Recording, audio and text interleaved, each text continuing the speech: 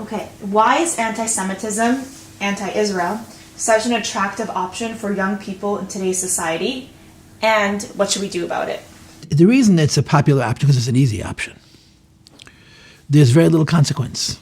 You start up with most people, there's going to be pushback. You start up with the Jews, who's going to defend them? It's just easy. Anti-Semitism is just easy, or to say it in more critical words, it's intellectual laziness.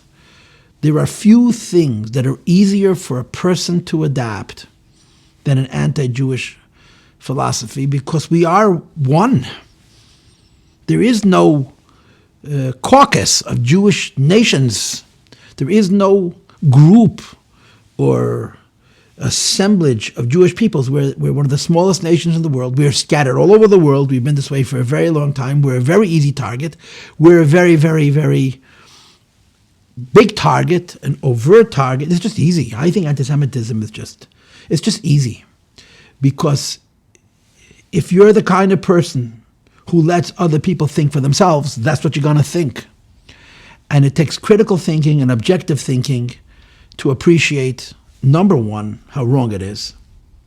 Number two, how dangerous it is, not just for the Jewish people. Anti-Semitism is always the tip of the spear.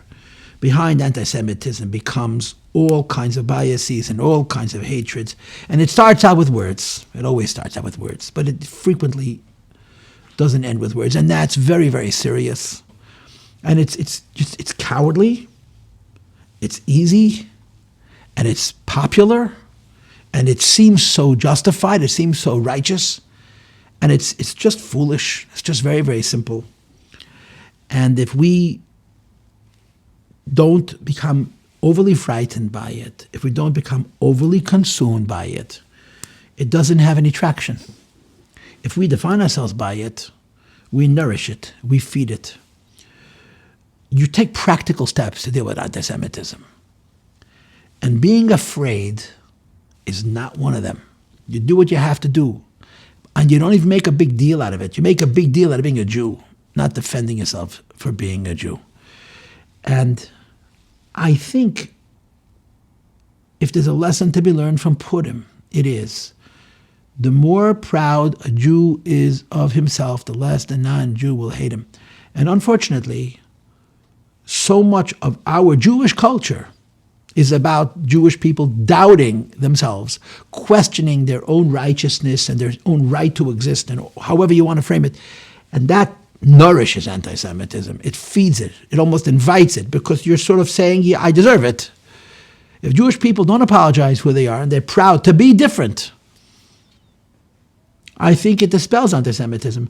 And one last thing that I think is true in the modern world more than at any other time, people will say, and I agree with it, that hatreds are frequently fomented or fomented where there is ignorance. The more people understand about the Jewish people, the less likely they are to develop an animus based on ignorance. We have to explain to people who we are. And not to explain people who we are, meaning how we're like them, but how we're the nation of God. And I think that would contribute to making the anti-Semitism less.